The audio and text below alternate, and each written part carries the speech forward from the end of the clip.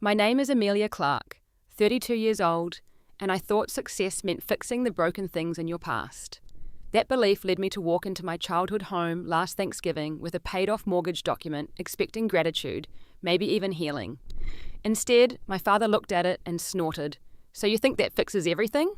The coldness in his voice took me right back to being 10 years old again. But what happened next would change all of us forever. Before I share this story, let me know where you're watching from and hit subscribe to join me on this journey of healing. I grew up in a modest 2-story house in suburban Massachusetts. From the outside, we looked like the perfect middle-class American family, but inside our walls, money was the invisible monster that controlled everything. My father, Richard, worked as an accountant at a local firm. He was tall, always impeccably dressed, with graying temples that made him look distinguished. But his eyes held a hardness that scared me as a child. He carried wounds from his own upbringing that he never talked about, only drowned in whiskey after particularly difficult days. My mother, Sarah, had been a nurse before I was born, but gave it up to raise my younger brother James and me. She was soft, where my father was hard, always trying to smooth over the rough edges of our family life with homemade cookies and gentle words. Her blonde hair always pulled back in a neat ponytail, hands slightly rough from cleaning and cooking. She was the buffer between my father and the world. James was 4 years younger than me and struggled with learning disabilities that made school a daily battle. Despite this, or perhaps because of it, he was clearly my father's favourite. Dad would spend hours helping James with homework, showing a patience he never extended to me. I learned early to be self-sufficient, to need nothing to excel without support. My grandparents on my mother's side lived a few hours away and visited for major holidays. They were kind but distant, treating my father with a polite wariness that I only understood years later. My father's parents were never mentioned. A mysterious absence I learned not to question after seeing my father's face darken when I asked about them as a child. The financial struggles began when I was around 8. I would overhear arguments late at night, my mother's pleading voice countered by my father's stubborn insistence that everything was fine, that he had it under control. Bills would arrive in the mail and my mother would hide them in her dresser drawer beneath her sweaters. I discovered this hiding place accidentally while looking for a missing hair clip and saw the red "Final Notice" stamps that dotted the envelopes. Despite our financial reality, my father was obsessed with maintaining appearances. He drove a car slightly nicer than he could afford, wore suits, a touch more expensive than our budget allowed, and insisted we vacation in places that impressed his colleagues. Meanwhile, at home, my mother would water down the milk to make it last longer and mend our clothes until they were more patched than original fabric. My mother tried her best to shield us from the truth. "Dad's just worried about work," she would say when he snapped at us over dinner. "Things will get better soon," she promised when the heat was turned down so low in winter that we could see our breath in our bedrooms. I stopped believing her reassurances but pretended I did to make her feel better. School became my sanctuary and my ticket out. I discovered I had a gift for mathematics, solving complex problems that made my teachers take notice. Numbers made sense to me in a way people didn't. They followed rules, they balanced, they told the truth. Unlike the contradictions at home, where we were supposedly fine, but clearly weren't, where we could afford new golf clubs for my father, but not new shoes for me. On my 12th birthday, I had invited friends from school for a party. My mother had promised pizza and a cake, maybe even a trip to the local swimming pool. 3 days before, she sat me down at the kitchen table, eyes red-rimmed, and explained that we would need to cancel. "Dad had some unexpected expenses this month," she said, squeezing my hand. I nodded, pretending it didn't matter, while the embarrassment of uninviting my friends burned inside me. The following weekend, my father pulled into our driveway in a new sedan, explaining that he needed it to present the right image to clients. The first major financial crisis hit when I was 14. I came home from school to find my mother sitting at the kitchen table with papers spread out before her, silently crying. She tried to gather them up when she saw me, but not before I glimpsed the foreclosure notice. That night the fighting was worse than ever. "They can't just take our home," my mother cried.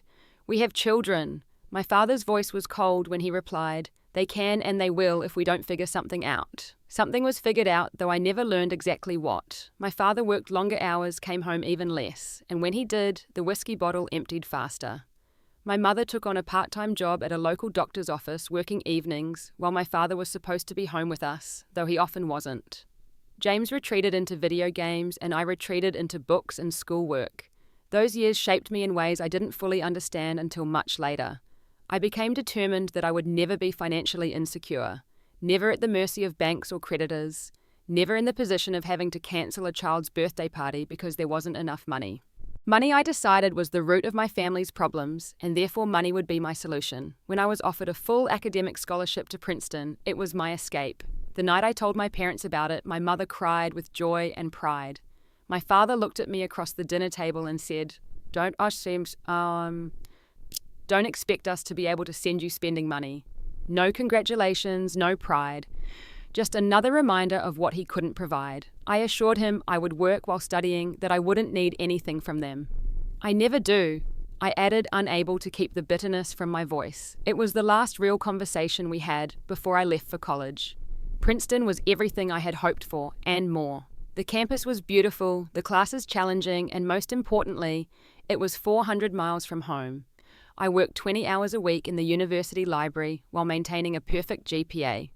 Sleep became a luxury I couldn't afford, but freedom was worth the exhaustion. I called home every Sunday, a ritual that usually involved brief conversations with my mother, while my father found reasons to be busy. James was in high school by then, struggling academically, but finding his place on the baseball team. Our conversations were surface level, focusing on classes and weather rather than the emotional distance growing between us. During my sophomore year, I took a financial economics class with Professor Diana Hamilton, a former Wall Street executive who had left the financial world to teach. She was brilliant, intimidating, and exactly the kind of woman I wanted to become.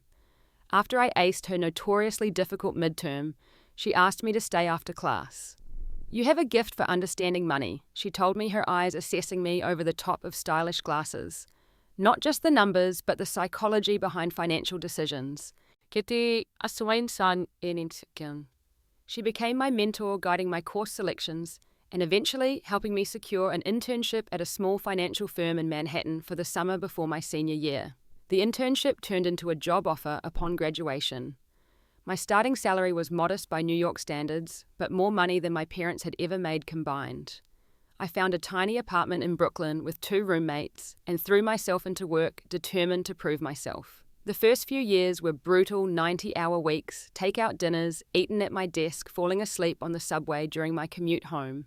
My contact with my family dwindled to monthly calls and brief visits on major holidays when I would fly in on Christmas morning and leave the day after citing work commitments. Each visit home was tense, my father's resentment palpable as I brought expensive gifts and talked about my life in New York. My mother would beam with pride, but seemed increasingly worn down lines, etching themselves around her eyes. My career advanced rapidly. I had an instinct for spotting financial problems and creating solutions that others missed. 3 years into my career, I was assigned to work with a major client on the brink of bankruptcy. Working around the clock for 2 weeks, I restructured their debt and identified overlooked revenue streams that ultimately saved the company. My bosses took notice, and at 25, I was promoted to senior financial advisor, the youngest in the firm's history. Word spread in financial circles about the young woman who could fix impossible situations. New clients sought me out, specifically willing to pay premium fees for my services. Money began to flow in faster than I could spend it, not that I tried. I lived frugally compared to my colleagues, investing most of what I earned. The irony wasn't lost on me. I had more money than I knew what to do with, while still carrying the scarcity mindset of my childhood. My personal life, meanwhile, was nearly non-existent. I dated occasionally, mostly colleagues who understood the demands of the financial world. One relationship with a coworker named Thomas lasted 6 months before he ended it, telling me that while I was physically present emotionally, I was locked behind a vault door. His words stung because they were true. I had built walls to protect myself so thoroughly that I no longer knew how to lower them. At my friend's suggestion, I started seeing a therapist, Dr. Winters, a kind woman with silver hair and penetrating questions that made me uncomfortable. "Tell me about your family," she said in our first session. I gave her the sanitized version, the one I told at cocktail parties: hardworking parents, small-town upbringing, scholarship to Princeton. "That's your resume," she said gently. I asked about your family. It took 3 more sessions before I could talk about the foreclosure notices, the cancelled birthday parties, my father's coldness. During those years of minimal contact, I still heard snippets about my parents' continuing financial struggles through occasional calls with my mother. She never asked directly for help, but I could hear the strain in her voice when she mentioned property taxes or the needed roof repairs they were saving up for. My father had been laid off during the recession and had found work at a smaller firm, taking a significant pay cut. My brother James had married his high school sweetheart and moved to Ohio, largely removing himself from family problems. When I was 28, after a particularly difficult call with my mother, where she mentioned they might need to downsize because the house was becoming too much to maintain, a euphemism for we can't afford it anymore, I made my first attempt to help. I sent a check for $20,000 with a note saying I wanted to help with the roof and any other repairs. 2 days later, the envelope arrived back at my apartment, the check untorn but with a note in my father's handwriting, "We don't need your charity." I threw myself even harder into work after that rejection, taking on high-profile clients and complex cases that other advisors avoided. My reputation and wealth grew in tandem, but the emptiness inside me expanded too. I bought a beautiful apartment in Manhattan with views of Central Park, filled it with expensive furniture, and came home to its perfect emptiness most nights after 10 p.m. Success, it turned out, was a cold companion. The discovery happened accidentally. One of my new clients was a regional bank that wanted advice on handling underperforming mortgages. As I reviewed their portfolio, a familiar address jumped out at me, my parents' house. According to the records, they were 3 months behind on mortgage payments and heading toward foreclosure. Again. I sat at my desk, staring at the screen, my coffee growing cold beside me. The rational part of my brain said this wasn't my problem, that my father had made it clear he didn't want my help. The wounded child in me couldn't bear the thought of my parents losing their home regardless of our complicated relationship. I faced an ethical dilemma. I had access to this information only because of my professional role. Using it for personal reasons crossed a boundary. But family was family, and some rules felt less important than preventing my parents from becoming homeless. After a sleepless night, I decided to dig deeper. The situation was worse than I initially thought. My father had taken out a second mortgage during the recession, presumably when he lost his job. The interest rate was predatory, clearly aimed at desperate homeowners. They had been making minimum payments for years, barely touching the principal. With my father now in his 60s and my mother working part-time at a local doctor's office, they had no hope of ever paying it off. That weekend, I discussed the situation with Dr. Winters during an emergency session. "You want to pay off your parents' mortgage," she said, her tone carefully neutral. "Why?" "Because they're about to lose their home," I replied, as if it were obvious. "That's the practical reason," she acknowledged. "But what's the emotional reason?" I stared out her office window at the Manhattan skyline. "Because maybe if I fix this one big thing, everything else can be fixed too. The distance, the resentment, all of it." She looked at me with gentle skepticism. "Do you really believe financial problems are at the root of your family's dysfunction?" I didn't answer because I wasn't sure anymore. Still, I began making financial arrangements. Paying off my parents' mortgage would require a significant portion of my savings, but I could afford it. I would need to postpone buying the weekend house in the Hamptons I had been considering, but that seemed a small sacrifice. As Thanksgiving approached, I formulated my plan. I would go home for the holiday, spend quality time with my parents, and then present them with the paid-off mortgage as a gift. In my mind, I pictured tearful gratitude, long overdue hugs, the beginning of healing. Dr. Winters cautioned me to temper my expectations, but I was too invested in my vision of reconciliation to truly hear her. While making preparations, I reconnected with my childhood friend Lily, who still lived in our hometown and occasionally ran into my parents. Over coffee in a Manhattan cafe where she was visiting her sister, she provided insights I hadn't expected. "Your dad took it hard when you left," she said, stirring her latte.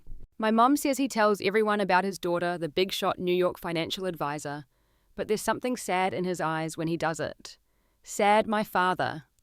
I couldn't reconcile this with the cold man I knew. "People are complicated, Amelia," Lily said. "After you left for Princeton, my dad ran into yours at Sullivan's bar. Your dad was pretty drunk, talking about how his daughter was too good for this town, now too good for her family. That sounds like resentment, not sadness," I pointed out. Lily shrugged. "Maybe it's both." Her words stayed with me, prompting me to do something I had never done before: research my father's past. I knew almost nothing about his childhood or his parents, the grandparents who had never been part of my life. Through online records and a few calls to contacts who owed me favors, I pieced together a disturbing picture. My grandfather, William Clark, had owned a small manufacturing business that went bankrupt in the late 1970s. According to news archives, he had taken his own life, shortly after leaving my grandmother and their only son, my father, to face the creditors alone. They had lost everything, including their home. My father had been 17. This revelation shook me. The parallels between his experience and our family's financial struggles were too striking to be coincidental. My father's obsession with appearances, his drinking, his emotional distance, it all took on new meaning. He hadn't just been a cold, unavailable father. He had been a traumatized son, recreating the patterns of his own childhood while simultaneously trying to avoid his father's fate. As Thanksgiving approached, I prepared more carefully than I had for any client meeting. I rehearsed what I would say, anticipating different reactions, creating backup plans for various scenarios. I bought a new outfit for the occasion, professional but not flashy, wanting to convey success without rubbing it in my father's face. The day before Thanksgiving, I rented a car and drove the 4 hours to my parents' house. As the familiar landscapes of my childhood rolled by, my anxiety mounted. I called my brother James, who was driving in from Ohio with his wife. "Are you sure this is a good idea?" he asked when I outlined my plan. Dad's pride has always been his weak spot. "It's not about his pride," I insisted. "It's about them keeping their home." James sighed. "Just don't expect a Hallmark movie moment. Okay, Dad's been more difficult than usual lately. Mum says his arthritis is bothering him, but I think it's more than that." When I pulled into the driveway of my childhood home, I was struck by how much smaller it looked than in my memories. The paint was peeling in places, and the front garden my mother had once tended meticulously was now mostly bare, except for a few hardy perennials. A wave of sadness washed over me as I realized how much had changed, or perhaps how much I had refused to see on my brief holiday visits. My mother opened the door before I could knock, enveloping me in a hug that smelled of the same perfume she had worn throughout my childhood. "Amelia, you're early. We weren't expecting you until dinner time." Over her shoulder, I saw my father standing in the hallway, his hair now fully grey, his posture slightly stooped. He nodded in my direction. "Amelia." Just my name, no warmth, no welcome. I took a deep breath and stepped inside, carrying both my overnight bag and the weight of all I hoped to accomplish. My mother's welcome was genuinely warm, her eyes lighting up as she ushered me inside, chattering about how wonderful it was to have me home for more than just Christmas Day this year. She looked older than I remembered from my last visit, the lines around her eyes deeper, her blonde hair now streaked with grey and cut in a practical bob rather than the ponytail of my childhood. "Let me look at you," she said, holding me at arm's length. "Still too thin. Don't they feed you in New York?" I laughed, the familiar criticism oddly comforting. "I eat plenty, Mum. Just busy." My father remained in the hallway, hands in the pockets of khaki pants that had seen better days. "Your room is ready," he said, his tone neutral. "Your mother insisted on putting fresh sheets on the bed." This was his version of welcome, acknowledging the preparations made for my arrival without admitting he had any part in them. I followed my mother into the kitchen, where the preparations for tomorrow's Thanksgiving dinner were already underway. The kitchen was exactly as I remembered it, yellow walls, white cabinets, the ancient refrigerator that made a distinctive humming sound. The familiarity of it all hit me harder than I had expected. "Can I help with anything?" I offered, setting my purse on the counter. "You can peel those potatoes if you like," my mother said, pointing to a bag on the counter. As I washed my hands and grabbed a peeler from the drawer, I noticed the bills stacked neatly next to the telephone, several of them stamped with past due notices.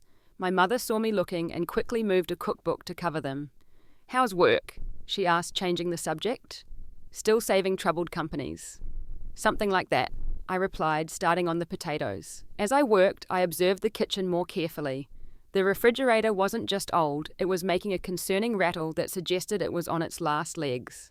The linoleum floor had worn patches, and the faucet dripped steadily. These weren't just signs of an aging house, but of one where necessary repairs had been deferred too long. My mother and I fell into an easy rhythm of cooking and small talk, avoiding any substantial topics. She told me about the neighbour's new grandchild, the changes at her church, the book club she had joined. I shared sanitized stories about New York, carefully editing out details that might seem boastful. My father wandered in and out, ostensibly getting coffee or checking the football score, but really I suspected keeping an eye on our interaction. When James and his wife Lisa arrived late in the afternoon, the energy in the house shifted. James had always been the buffer in family tensions, his easy humor and uncomplicated nature smoothing rough edges. He had grown into a stocky man with our father's height, but our mother's gentler features. Lisa was petite and practical, a kindergarten teacher, with a no-nonsense approach to life that served her well in our family dynamics. "The prodigal daughter returns," James called out, giving me a bear hug that lifted me off the ground. "Manhattan hasn't turned you into a complete snob yet, I see." "Give it time," I joked back, grateful for his lightness. Dinner that night was pizza ordered from the local place that had been our special treat growing up. As we sat around the kitchen table, I noticed how my father seemed to relax slightly in James's presence, even laughing at one of his stories about a disastrous camping trip with his father-in-law. I found myself watching my father, when he didn't realize it, looking for signs of the sadness Lily had mentioned, trying to see beyond the gruff exterior to the traumatized 17-year-old who had lost his father to suicide. After dinner, as James and Lisa settled into the guest room and my mother finished in the kitchen, I found myself alone with my father in the living room. He was watching a history documentary, his reading glasses perched on his nose, looking scholarly and older than his 62 years. "How's the new job going?" I asked, taking a seat in the armchair adjacent to his recliner. After being laid off during the recession, he had eventually found work at a much smaller accounting firm, a step down from his previous position. "It pays the bills," he said, not looking away from the television. "Most of them anyway." There was a bitterness in his voice that felt like a challenge. "If you ever need help," I began. "We're fine," he cut me off sharply. "Your mother worries too much. Always has." The conversation died there, the gulf between us too wide to bridge with small talk. I excused myself to go to bed, claiming fatigue from the drive, though it was really to escape the tension that seemed to fill any room my father and I occupied together. In my childhood bedroom, now converted to a generic guest room with only a few remnants of my past, a debate team trophy, a framed photo of my college graduation, I lay awake planning the next day's conversation. The mortgage document was in my purse, the meeting with the bank manager completed the week before. On paper, everything was ready. Emotionally, I wasn't sure any of us were. Thanksgiving Day dawned bright and cold sunlight streaming through the frost-patterned windows of my childhood home. I could hear my mother in the kitchen before I even opened my eyes, the familiar sounds of pots and pans creating a nostalgic soundtrack. For a moment, I could almost believe I was a child again, with no complicated adult relationships or financial responsibilities. The morning was consumed with cooking preparations. My mother had always treated Thanksgiving as a serious culinary undertaking, and this year was no exception, despite the financial strain I knew they were under. I helped where I could, chopping vegetables and setting the dining room table with the good china that only came out for holidays. James and Lisa joined the preparations, James tasked with mashing potatoes, while Lisa arranged a beautiful centerpiece from budget-friendly grocery store flowers and branches she had collected from the yard. My father stayed primarily in the living room, watching the Thanksgiving parade, and then football, occasionally wandering into the kitchen to sample a dish or comment on the football score. By the time we sat down to eat in the early afternoon, the table was laden with traditional dishes. My mother had outdone herself, though I noticed she had subtly scaled back the menu from years past. There was one pie instead of 3, and the appetizers were simple rather than elaborate. Still, it was a feast that represented significant expense for them, a fact that made my gift seem even more necessary. The conversation during dinner revealed more about my father's state of mind than I had gleaned in our brief exchange the night before. As we discussed current events and local news, he repeatedly made bitter comments about his career trajectory. 40 years of working with numbers, he said, spearing a piece of turkey with unnecessary force. And what do I have to show for it? A desk in the corner of an office half the size of my old one, working for a man 20 years younger than me. "Richard, not today," my mother said softly. "Let's just enjoy having both our children home." "Why not today?" he countered. "Thanksgiving is for taking stock, isn't it? Well, I'm taking stock." He took a long drink of his wine, and I noticed my mother's worried glance at the already half-empty bottle. James smoothly changed the subject to his son's first T-ball game, a safe topic that carried us through the rest of the meal. But my father's bitterness lingered in the air, a familiar cloud that had shadowed many family gatherings. After dessert, as my mother and Lisa cleared plates, and James helped my father move the leaf from the dining table, I knew the moment had come. I went to my room and retrieved the envelope from my purse, my heart pounding so hard I was sure everyone could hear it. When we reconvened in the living room for coffee, I took a deep breath. "Mom, Dad, I have something I want to give you." My mother looked up expectantly, probably assuming I had brought some expensive trinket from New York, as I usually did. My father continued to stare at the television, though I could tell from the set of his shoulders that he was listening.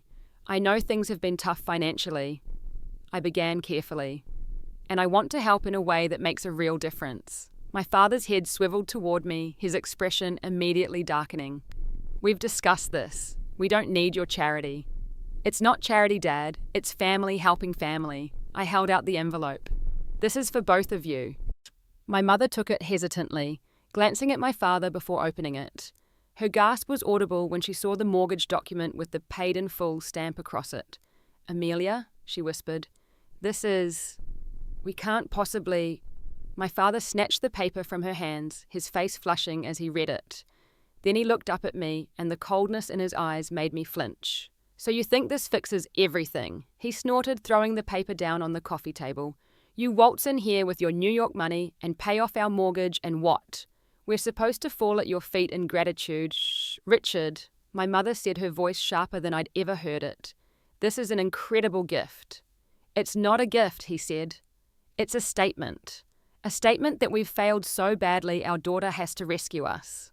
The conversation deteriorated from there. Years of unspoken resentment poured out of my father. His jealousy of my success, his shame at his own perceived failures, his anger at what he saw as my abandonment of the family. I defended myself, pointing out how little he had supported my ambitions, how he had pushed me away every time I tried to help. "You didn't want my help when I sent that check for the roof," I reminded him. "You sent it back without even a thank you." "Because we don't need to be your charity case," he snapped. "Your pet project. To make yourself feel better about forgetting where you came from." "I have never forgotten." I shot back, tears threatening. "Why do you think I work so hard? Why do you think money matters so much to me? Because I grew up watching you and Mom struggle, watching you cancel my birthday party while buying a new car to impress your colleagues, watching you drink away your paycheck when we could barely afford groceries." The silence that followed was deafening. My mother had tears streaming down her face. James looked stunned at my outburst. My father stood up abruptly, his face ashen, and stormed out of the house, the front door slamming behind him. "I'll go after him," James said, rising. "No." My mother said, her voice small but firm. "Let him walk it off." She looked at me with tired eyes. "There are things you don't understand, Amelia." "Then help me understand," I pleaded.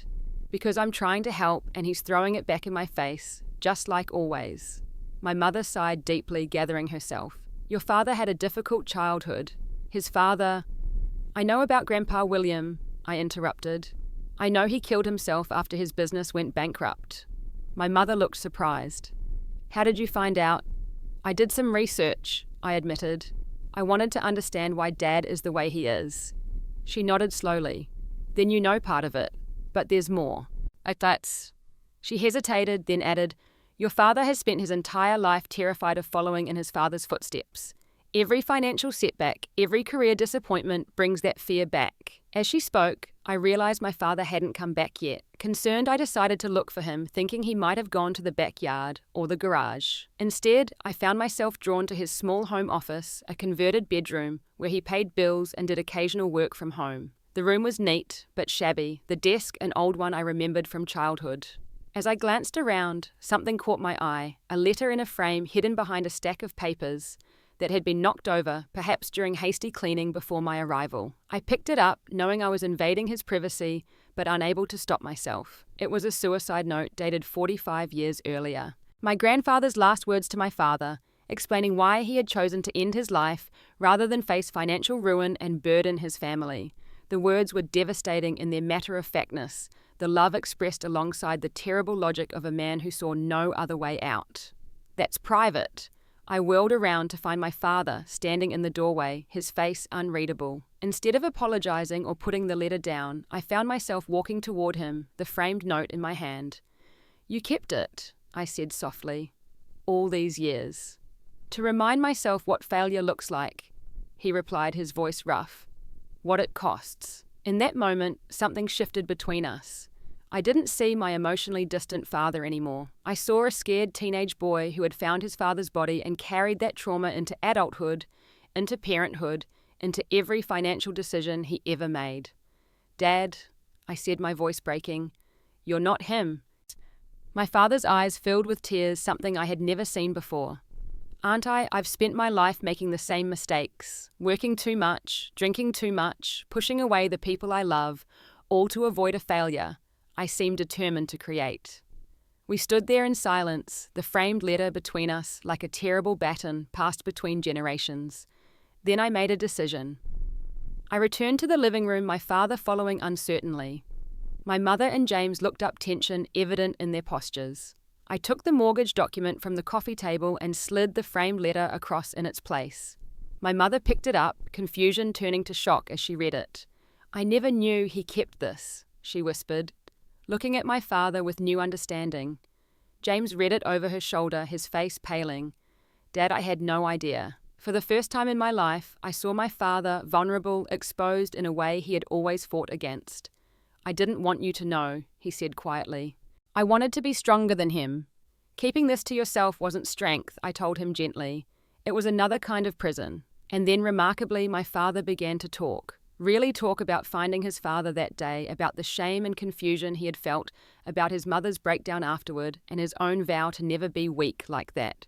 He talked about his terror when we had nearly lost our house during my childhood, how he had contemplated the same escape his father had chosen, but couldn't bear to repeat history. "I was so proud when you got that scholarship," he told me, his voice raw with emotion, "but also ashamed that we couldn't provide that opportunity for you ourselves. And then you became so successful so quickly. Everything I had worked for all my life you achieved before 30. It was like looking in a mirror that showed me all my failures." "I never saw it that way," I said, stunned by this revelation. "I thought you resented my success because it meant I didn't need you anymore." He shook his head slowly. "I resented that I had failed you so badly that you had to become completely self-sufficient at such a young age. That wasn't success, Amelia. That was survival." My mother reached for his hand, her own tears falling freely now. "We both failed you in many ways, but we have always been proud of you. Always." James, who had been silently absorbing this family revelation, finally spoke. "So this is why you never talked about Grandpa and Grandma Clark? Why we never visited any graves or saw photos?" My father nodded. "I wanted to erase that part of my life, pretend it never happened." He looked at the framed letter. "But I couldn't throw this away. It was all I had left of him." We talked for hours, the four of us, with Lisa quietly excusing herself to give us privacy. The conversation was painful, raw, but also healing in a way none of us had experienced before. My father admitted his drinking had become a problem and that he had been too proud to seek help. My mother confessed her enabling behavior born of fear that confronting him would lead to abandonment. By the time exhaustion finally claimed us in the early hours of morning, we had agreed on a path forward. My parents would accept the mortgage payment, but with conditions. My father would seek counselling for both his drinking and his unresolved trauma. We would begin family therapy sessions to address the patterns that had damaged us all, and I would work on my own issues with money and emotional connection, recognizing that my financial success had become both shield and weapon. As I climbed the stairs to my childhood bedroom, emotionally drained, but somehow lighter, my father called my name softly. I turned to find him standing at the bottom of the staircase, looking smaller and more human than I had ever seen him. "Thank you," he said simply. "Not for the mortgage. For not giving up on us." I smiled through fresh tears. "Family," I replied, echoing his words from years ago. "Some things are worth fighting for." That night, I slept deeply for the first time in my childhood home, no longer the alert, anxious child listening for arguments, or the guarded adult maintaining emotional distance. Something had broken open, and though I knew the healing had only begun, it felt like we had finally found the path. Morning arrived with pale winter sunlight and the unfamiliar sound of quiet conversation downstairs. When I entered the kitchen, I found my parents at the table, coffee mugs between them, talking in low voices that ceased when they saw me. Not the guilty silence of people hiding arguments, but the intimate pause of a conversation meant just for them. "Good morning, sweetheart," my mother said, rising to pour me coffee. "Did you sleep well?" "Better than I have in years," I admitted, accepting the mug gratefully.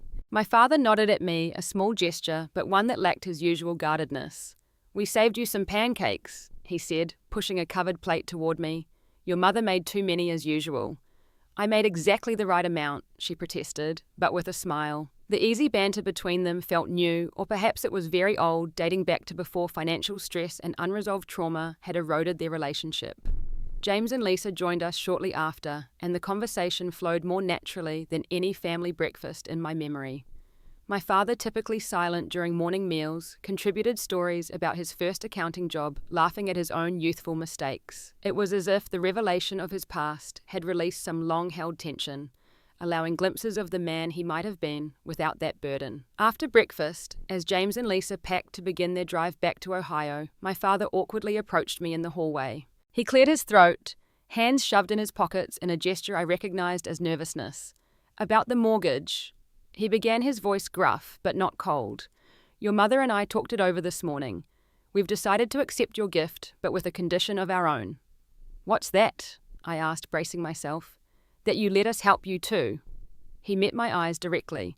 "Not with money, obviously, but with whatever else we can offer. Family goes both ways." The simplicity of this statement, delivered without drama or pretense, moved me more than any emotional declaration could have. It was his way of saying he wanted to be a father to me, even after all these years. "I'd like that," I said softly. My mother appeared in the doorway, wiping her hands on a dish towel.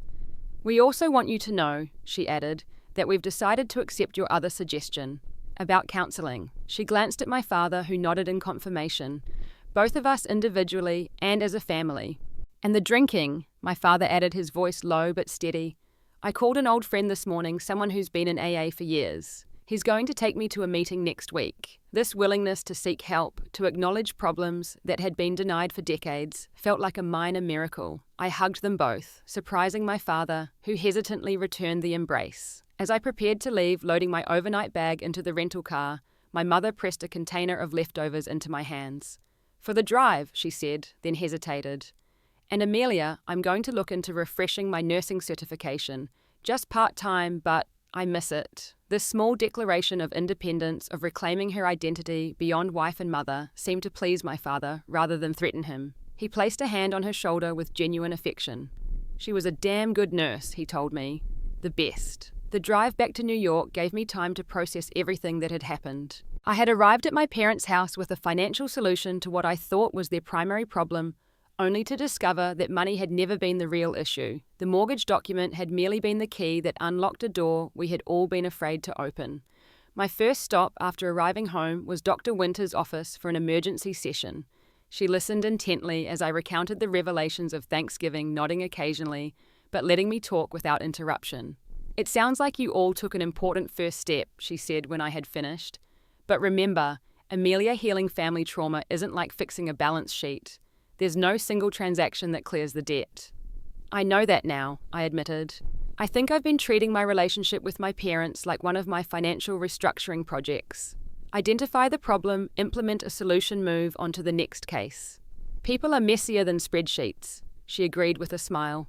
"But it sounds like you're beginning to embrace that messiness. That's progress." The following weeks brought changes I wouldn't have thought possible. My mother arranged for a family therapy session via video call, and though it was awkward and halting, with my father particularly uncomfortable, we all participated. The therapist, a kind but no-nonsense woman named Dr. Bennett, helped us establish ground rules for communication and begin the process of unpacking decades of misunderstandings. My father, true to his word, began attending AA meetings. After 3 weeks, he called me unprompted, something he had never done before. 21 days sober, he said without preamble when I answered. "Thought you should know." "That's wonderful, Dad," I said, genuinely proud. "How does it feel?" Terrible," he admitted with a short laugh. "But also, clearer. Like I've been looking through a dirty window for years and someone finally started cleaning it." Christmas brought me back to my parents' house this time, without the tension that had marked previous visits. The changes were subtle but significant. My father had lost weight, his face less puffy without the constant alcohol. My mother had enrolled in a refresher course for her nursing certification and spoke excitedly about the changes in medical practice since her day. Most surprising was the discovery of my father's abandoned hobby. While helping my mother look for Christmas decorations in the garage, I found a dusty workbench with woodworking tools. "Dad used to make furniture," my mother explained, running her hand over a half-finished bookshelf. "Beautiful pieces. He stopped after the recession when we had to sell most of his tools to make ends meet." Later I mentioned the discovery to my father. "You never told me you were a woodworker." He shrugged, embarrassed. "Just a hobby." "You should start again," I suggested. "I could help you replace the tools you sold." "Okay." He started to refuse automatically, then caught himself. Maybe, he said instead. I've been thinking about it recently. This small openness to possibility, to accepting help and reconnecting with joy felt like a victory. Back in New York after the holidays, I found myself bringing a new perspective to my work. The clients I had always seen as financial puzzles to solve became people with stories, fears, and hopes tied to their money. In a meeting with a family business on the verge of bankruptcy, I found myself asking questions about what they wanted beyond survival, what legacy they hoped to create, connecting with them on a human level before diving into numbers. My boss noticed the change. "Whatever you're doing differently, keep it up," he told me after the family signed with our firm. They said you were the first advisor who made them feel understood, not just analyzed. My personal life began to shift as well. I started dating Michael, a literature professor I met at a friend's dinner party. Unlike previous relationships, I found myself able to share vulnerable parts of my story, including the recent breakthroughs with my family. When he commented on my openness, I realized how much had changed. "A few months ago, I would have given you the glossy version of my life," I admitted. "All achievements, no complications." "And now?" he asked, curious. "Now I'm starting to think the complications are where the interesting parts happen." As winter turned to spring, the healing in my family continued not in a straight line, but in a series of steps forward and occasional steps back. My father had a brief relapse after a stressful work situation, but instead of hiding it as he would have in the past, he called his sponsor and then informed us all honestly about what had happened. My mother began working 2 days a week at a local clinic, coming home with stories about patients and colleagues that animated her in ways I hadn't seen since childhood.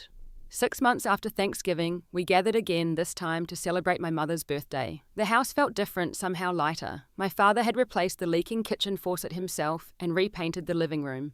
Small changes that signified investment in a future he now wanted to be present for. 1 year after that fateful Thanksgiving, our family gathered once more around the same dining table. The differences were both subtle and profound. My father, now 13 months sober, had regained some of the warmth and humor that alcohol and trauma had suppressed for decades. My mother, working part-time at the clinic and taking an online course in healthcare administration, moved with a new confidence. James and his wife had welcomed their second child, a daughter they named after our mother. I had changed too. My career continued to thrive, but I had shifted my focus to helping families in financial crisis, bringing both technical expertise and emotional intelligence to their situations. Michael and I were discussing moving in together, a level of commitment that would have terrified me a year earlier. And most surprisingly, I had developed a healthier relationship with money, seeing it as a tool rather than a shield or weapon. The meal was simpler than Thanksgiving feasts of the past, but the conversation was richer, touching on subjects that would have been considered too personal or painful before. My father spoke about his ongoing therapy, the discoveries he was making about himself and his relationship with his parents. "My father wasn't a bad man," he said thoughtfully, passing the mashed potatoes. "Just a desperate one who couldn't see another way out. I spent most of my life angry at him for leaving and the rest terrified I would do the same." "And now?" my mother asked, reaching for his hand. "Now I understand him better," my father replied. "I forgive him, and I'm trying to forgive myself too." James, who had grown closer to our father through the family therapy sessions, nodded in understanding. It's strange how the past keeps shaping us, even when we think we've left it behind. "Some debts can't be paid with money," I added, thinking of my naive belief that a paid-off mortgage would heal decades of pain. "And some mortgages bind more than just houses." After dinner, as my mother and Lisa cleared plates, my father disappeared into the garage, returning with a small wooden box. He placed it in front of me, clearly handmade with careful attention to detail, the wood polished to a warm glow. "I started woodworking again, sir," he said simply. "This is for you." Inside the box was a set of keys and a folded note. The note read, "For your new home together, build something that lasts." My father had never been good with words, but this simple message and the hours of careful work the box represented said more than any lengthy speech could have. It was acceptance of my relationship with Michael, acknowledgement of our shared future, and an offer of blessing from a man who had struggled his entire life to express love directly. Later that evening, as Michael and I prepared to leave, my father walked us to the car. In the driveway away from the others, he said quietly, "I want you to know something, Amelia. Even when I couldn't show it, even when I was at my worst, I was always proud of you." The words I had longed to hear throughout my childhood and early adulthood brought tears to my eyes. "Thank you, Dad. You were right about the mortgage," he continued. It didn't fix everything, but it opened the door to what could. As Michael and I drove away, I reflected on the journey of the past year.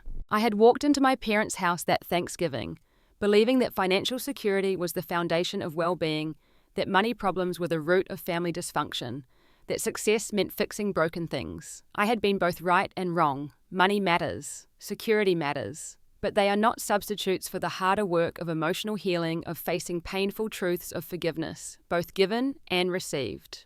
True freedom, I had learned, comes not from paying off debts, but from acknowledging them and then choosing to write a new story anyway. In the months and years that followed, our family continued to grow and heal. My parents celebrated their 40th wedding anniversary with a vow renewal ceremony that bore little resemblance to their first wedding, filled now with authentic joy rather than anxious hopes. My father remained sober, my mother found fulfillment in her renewed nursing career, and James and I built a sibling relationship stronger than what we had shared as children. I eventually married Michael in a small ceremony where my father gave a toast that brought the room to tears. To my daughter, he said, his voice steady, who taught me that it's never too late to become the person you might have been. Financial security remains important to me. I still help people navigate money troubles and find paths through seemingly impossible situations. But I now understand that a balanced spreadsheet doesn't necessarily mean a balanced life, that some forms of bankruptcy can't be filed in court, and that the richest legacies we leave have nothing to do with bank accounts. Some debts can't be paid with money, and some mortgages bind more than just houses. True freedom comes when we stop trying to fix each other and start trying to understand instead. Have you ever tried to fix something in your family with a grand gesture, only to discover that healing requires something different? Share your experience in the comments below. If this story resonated with you, please give it a like and subscribe for more stories about family healing and personal growth. Thank you for joining me on this journey, and remember that it's never too late to write a new chapter in your family's story.